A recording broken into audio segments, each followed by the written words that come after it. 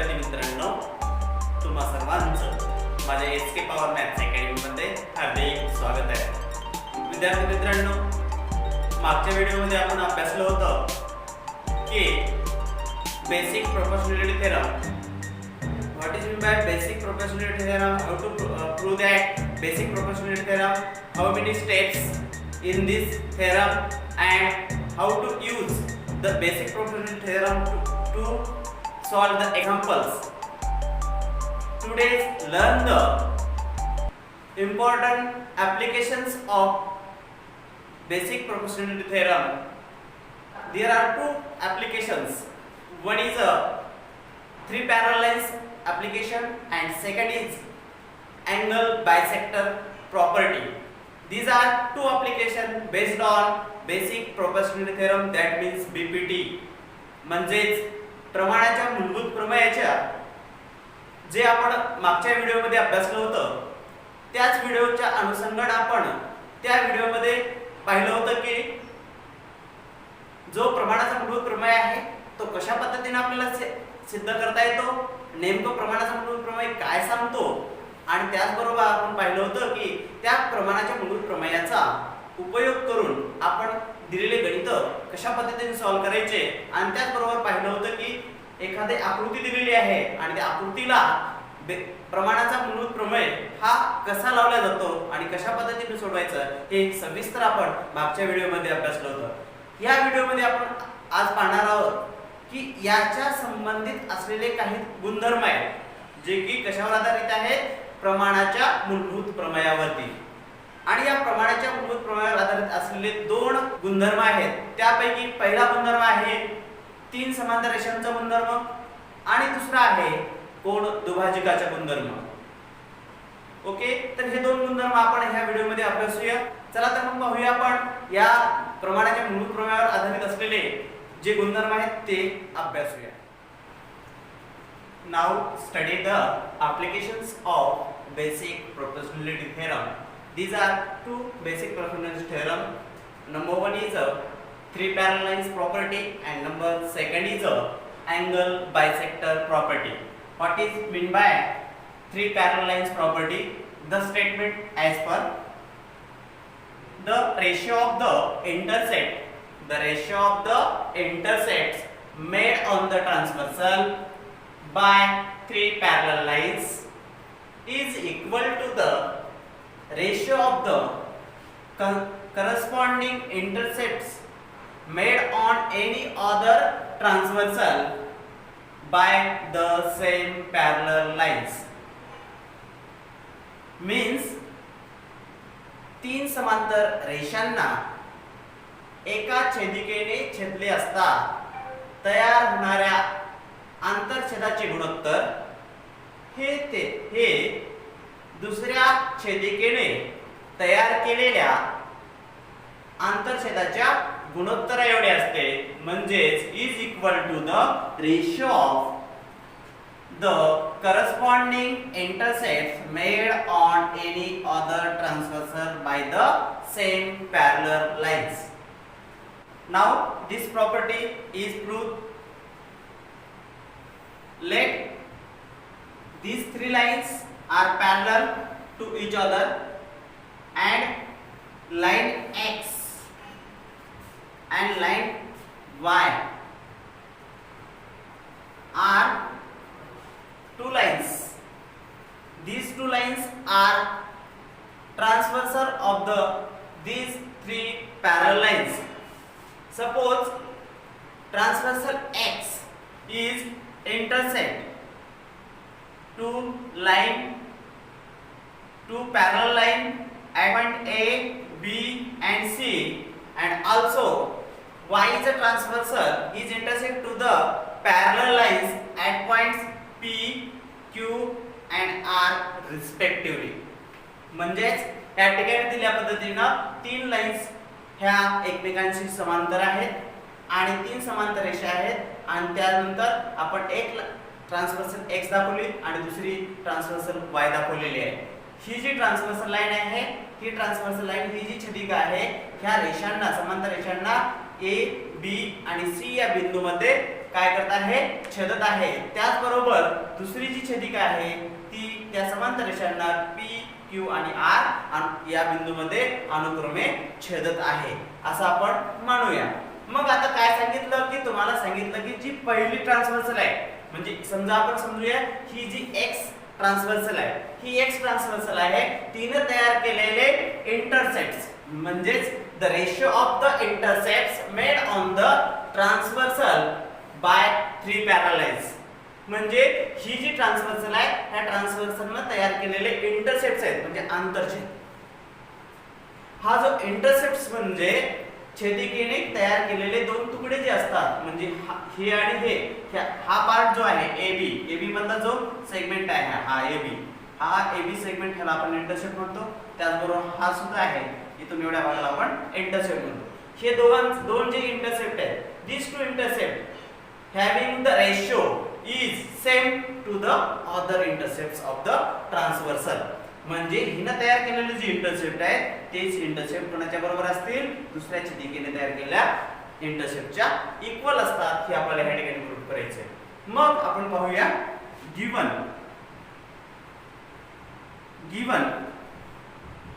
let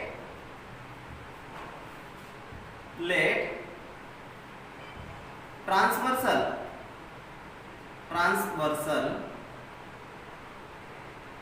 line X and Y are intersect two 3 parallel lines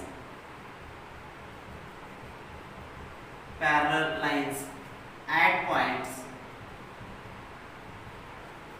A, B, C and P, Q and R respectively.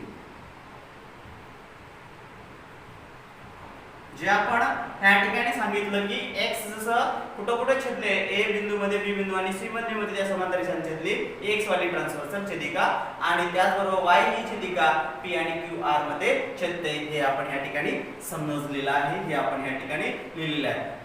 Late लिहा किंवा the लिहा, the transversal ह्या ठिकाणी आपल्याला दिलेल्या पद्धतीने लिहिलं. त्याच्या then to prove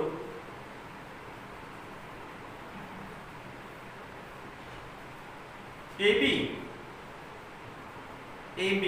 upon BC is equal to PQ upon QR. This intercept of the ratio of this intercept is equal to the ratio of this intercept.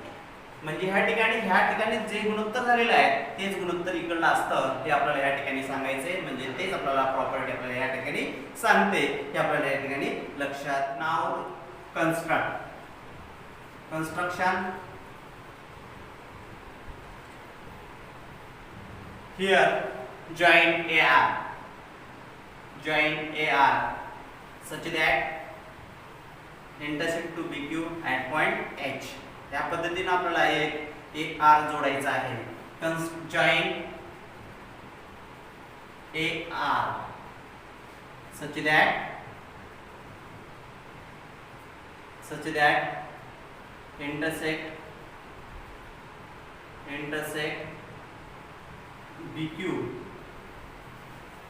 at point H.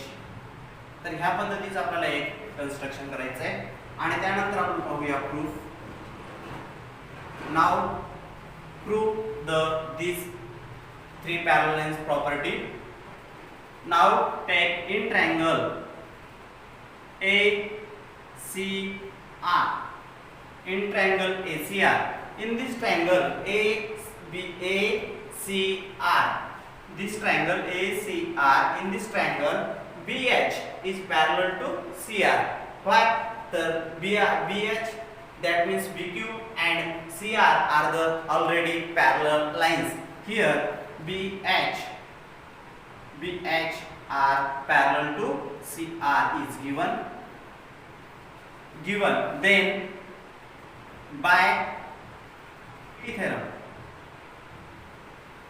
Bye BPT AB upon BC is equal to AH upon HR. This is equation number 1. Now also in triangle ARP, in this triangle, this is the second triangle ARP, this is a triangle. In this triangle HQ and AP are parallel lines. HQ parallel to AP. Therefore by BPT प्रमाणाच्या मूलभूत प्रमेय जर आपण ह्याला लावला तर ही line ह्याला parallel आहे, म्हणजे आणि दुसऱ्या दोन बाजूंना इंटरसेक्ट करते, म्हणजे याचा अर्थ की ह्याचं गुणोत्तर आणि ह्याचं गुणोत्तर कसं असतं, सारखं असतं. म्हणून ह्या ठिकाणी आपल्याला लक्षात येईल की PQ भागिले QR बरोबर आहे AH भागिले HR. या ठिकाणी आपण प्रमाणाचा मूलभूत प्रमेय लावला आणि या ठिकाणी आपण समीकरण नंबर 2 दिलेले आहे. आता ह्या ठिकाणी जर आपण अभ्यासलं तर ह्या ठिकाणी बघा in this equation, in these two equation both sides are equal. Therefore now from equation first and second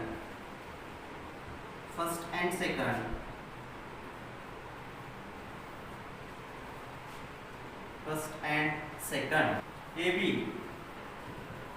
upon BC is equal to PQ upon QR. This is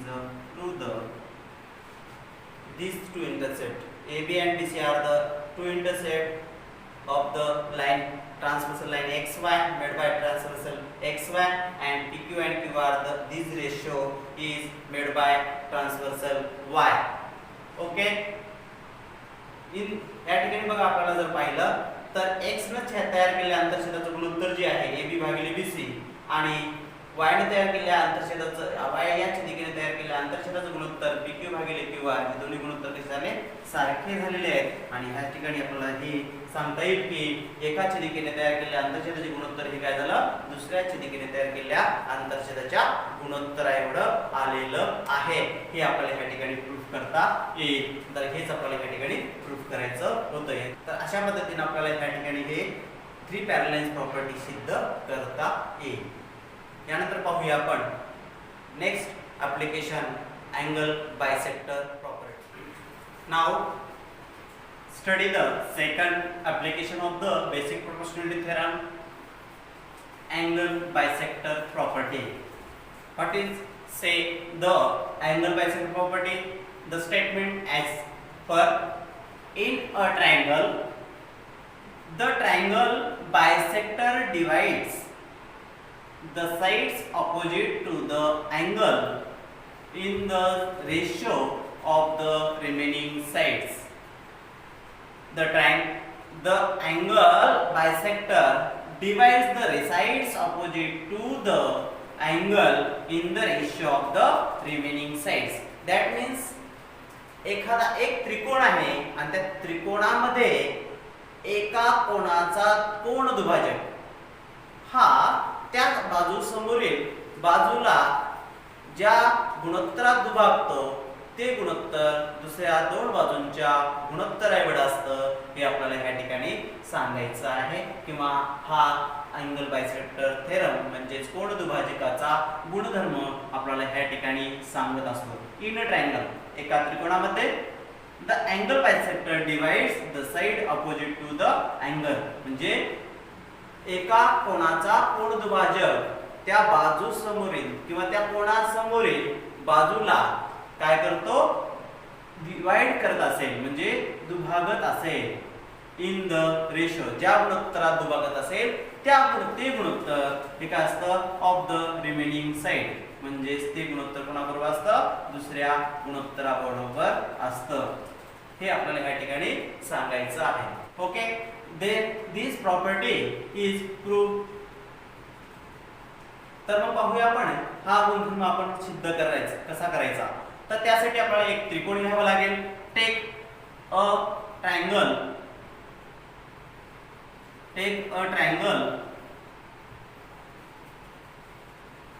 ABC. This is a triangle ABC. ABC is a triangle. Now draw the angle C. Bisect the angle and this angle divide the same measure. Okay, let CD is the angle bisector of the angle ACB and divide the opposite sides AB at point D and in the ratio AD and DB. Okay, then remaining sides are AC and BC. बघा ह्या ठिकाणी आपण एक काय केलं, एक त्रिकोण घेतला बाळांनो. तर ह्या ठिकाणी एक त्रिकोण कोणता आहे, ABC घेतलं. तुम्हाला त्याला सरळ सुद्धा ह्या पद्धतीने सुद्धा आपण घेऊ शकतो असा ट्रायंगल आणि ह्या पद्धतीने सुद्धा दाखवू शकता. आणि इथं आणि इथं आणि ह्या ठिकाणी तुम्ही C नाव, इथं A आणि इथं B ह्या पद्धतीने सुद्धा करू शकता.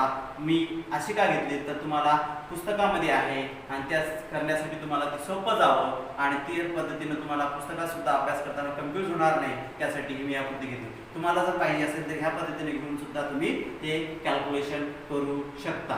ओके, तर अशा पद्धतीचं ह्याला आपल्याला काय करता येईल, गुणोत्तर करता येईल किंवा ह्याचा आकृती तुम्हाला बनवता येईल विद्यार्थी मित्रांनो. तर मग आपण बघा ह्या ठिकाणी आकृतीमध्ये काय केलं आपण, मग दिल्या पद्धतीनं की ह्या ठिकाणी सांगितल्याप्रमाणे मग आपण ह्या ठिकाणी गिवन लिहूया. गिवन मध्ये एकदम सोपं आहे बाळांनो. तुम्हाला काय काय दिलेलं आहे, एक त्रिकोण दिलेला आहे. कोणता त्रिकोण आहे आकृतीमध्ये, तेच घ्यायचं आहे. In a triangle ABC. तुम्हाला ह्या त्रिकोणामध्ये काय दिसतं, एक CD हा अँगल बायसेक्टर दिसतो. कोणाचा दिसतोय, for angle C, for angle ACB. Okay, ray CD is the angle bisector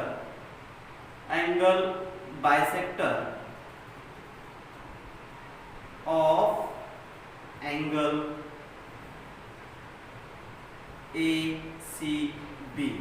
okay, काय लिहिलं आपण ह्या ठिकाणी लक्षात घ्या. त्रिकोण ABC मध्ये CD हा कोण ACB चा कोण दुभाजक आहे असं आपण लिहिलं. मग आपण सिद्ध काय करायचंय, इथं सांगितल्याप्रमाणे काय सांगितलं, the angle bisector divides the sides opposite to the angle in the ratio of the remaining sides. म्हणजे हे अँगल बायसेक्टर म्हणजे डिवाइड केलेल्या बाजूचं गुणोत्तर जे आहे ते गुणोत्तर कोणाचं असतं, कोणा एवढं असतं, तर तुमच्या उरलेल्या दोन बाजू कोणत्या आहेत, AC आणि BC च्या. म्हणजे ह्या ठिकाणी आपल्याला टू प्रूव्ह करता येईल. To prove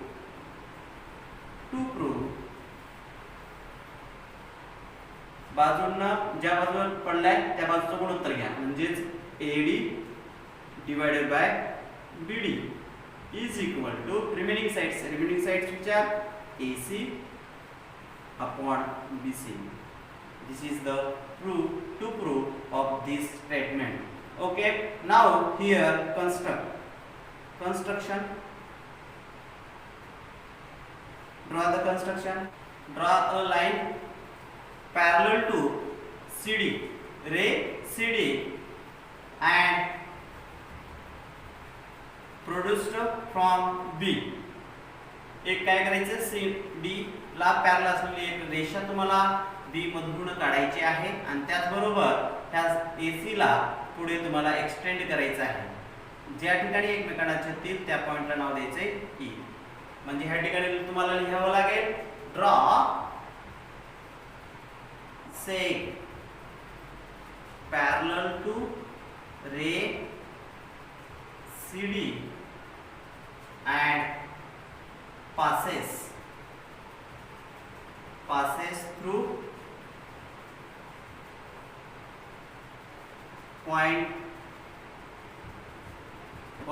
B and extend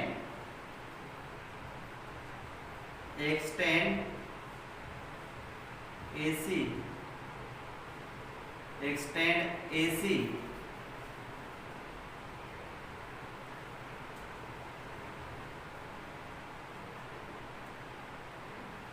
so as a point E.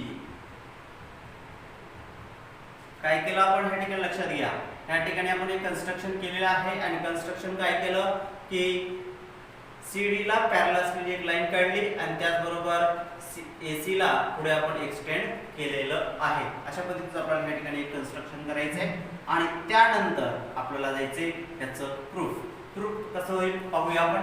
Proof हे सुद्धा प्रूफ करते वेळेस आपल्याला by using basic proportionality theorem म्हणजे प्रमाणाच्या मूलभूत प्रमेयाचा आपल्याला या ठिकाणी थोडासा आधार घ्यावा लागेल. मग आता सर्वप्रथम आपण जाऊया त्रिकोण ABC मध्ये in triangle ABC ray CD is a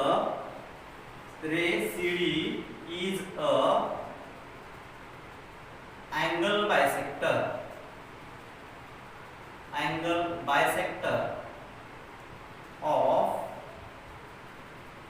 angle ACB. Therefore angle, आता बघा ह्या ठिकाणी हा ह्याचा कोन दुभाजक आहे. कोन दुभाजक आहे म्हणजे इकडला कोन आणि हा कोन हे दोन कोन काय होतील सारखे आहेत, कारण ह्या कोनाचा हा कोन दुभाजक आहे आणि कोन दुभाजक असला तर याचे दोन भाग हे समान करतं. म्हणून वरचा कोनाचं म्हणजे कोन ACD आणि दुसरा कोन आहे BCD हे काय होतील सारखे होतील.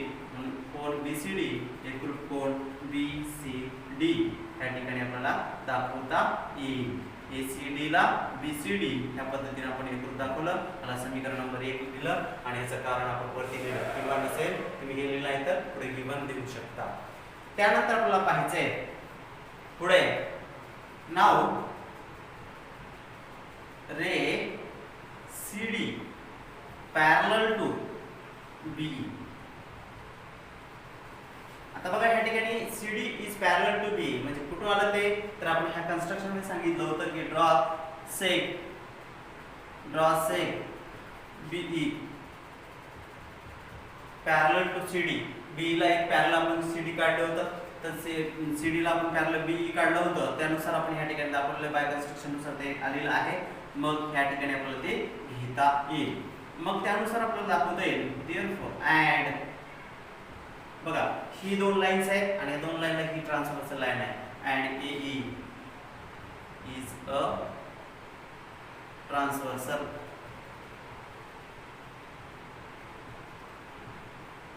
Therefore angle ACD is congruent. हा अँगल पहा आणि हा अँगल हे दोन अँगल काय होतील सारखे होतील कारण हे दोन्ही अँगल कोणते आहेत करस्पॉन्डिंग अँगल आहेत. अँगल BEC हे दोन अँगल या ठिकाणी सारखे झालेले आहेत आणि रिझन आहे इथं corresponding angle.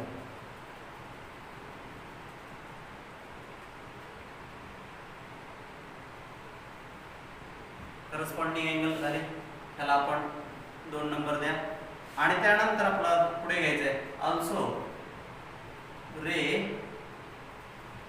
CD is parallel to BE and बघा या ठिकाणी आपण CD parallel to BE घेतलं होतं आणि AE ला ट्रान्सफर घेतलं. आता ह्या ठिकाणी AE ला ट्रान्सफर्सल न घेता BC ला ट्रान्सफर्सल घ्या and say BC is a transversal.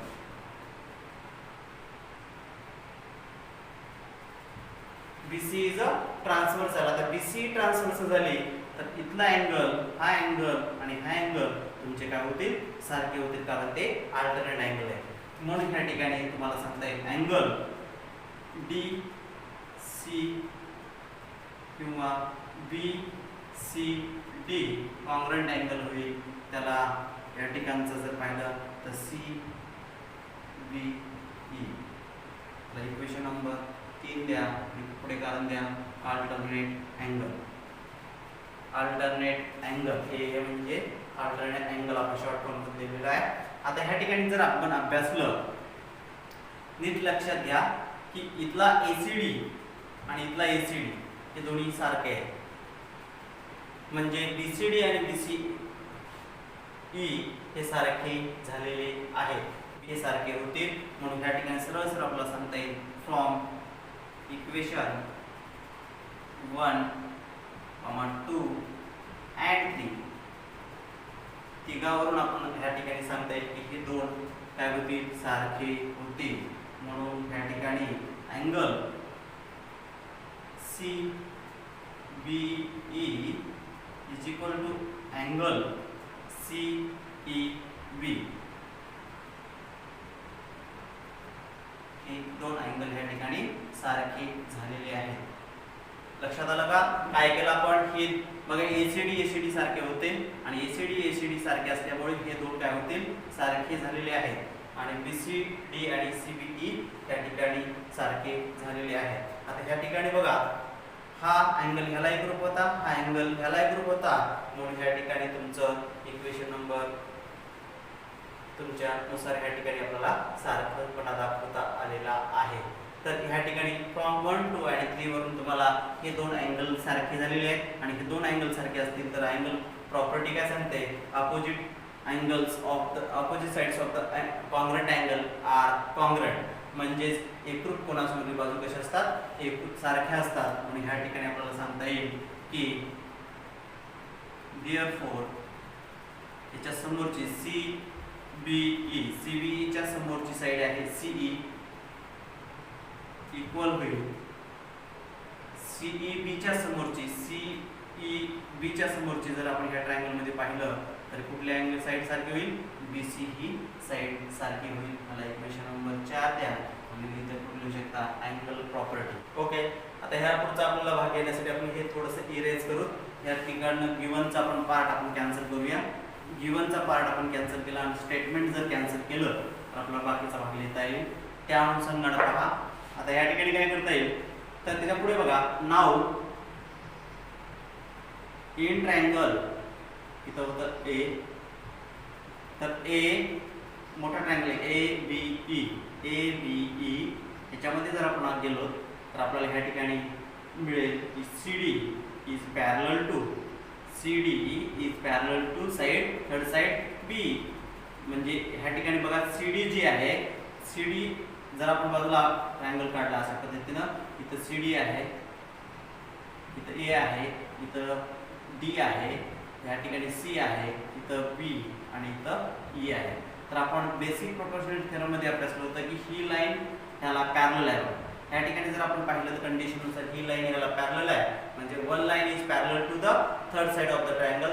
प्रमाणानुसार आपल्याला या ठिकाणी पाहता येईल की ही रेषा ह्याला समांतर आहे आणि हीच रेषा इतर दोन बाजूंना काय करायली, दोन भिन्न बिंदू छेदाली, तर त्यांचं गुणोत्तर कसं असतं, सारखं असतं. हे आपल्याला या ठिकाणी सांगता येईल. म्हणून त्या अनुषंगाने आपल्याला ह्या ठिकाणी जर आपण लावलं ह्याला तर ह्या ठिकाणी आपल्याला AD divided by BD is equal to AC divided by CEA आणि कारण असेल बाय BPT नुसार हे झालं. आणि ह्या ठिकाणी आपण AD ला AD लिहिलं, BD ला BD लिहिलं इज इक्वल टू AC ला AC ॲज इट इज लिहिलं आणि CE ला चेंज केलं. CE च्या ऐवजी तुम्हाला या ठिकाणी फ्रॉम 4 नुसार सांगता येईल. या ठिकाणी AC ची CE म्हणजे तुमचं BC या ठिकाणी घेता येईल. आणि इथं कारण आलं तुमचं फ्रॉम इक्वेशन 4 नुसार तुमचं ह्या ठिकाणी AD भागिले BC इक्वल टू AC भागिले BC ह्या ठिकाणी झालेलं आहे. तर अशा रीतीचं आपल्याला ह्या ठिकाणी सांगता येईल. हे बघा हे जे गुणोत्तर आहे त्या कोणानं ज्या बाजूवरती पडलाय त्या बाजूचं गुणोत्तर, हे गुणोत्तर आणि उरलेल्या AC आणि BC ह्या दोन बाजू रिमेनिंग होत्या आणि त्यांचं गुणोत्तर आणि ह्याचं गुणोत्तर कसं झालं, सारखं झालेलं आहे. म्हणजे याचा अर्थ की तयार झालेले गुणोत्तर कसे असतात, सारखे असतात. हे झाला त्यानुसार तुम्हाला अँगल बायसेक्टर प्रॉपर्टी सिद्ध करता येईल. ओके, जर तुम्हाला व्हिडिओ आवडला असेल तर लाईक, शेअर, सबस्क्राईब करायला विसरू नका. धन्यवाद.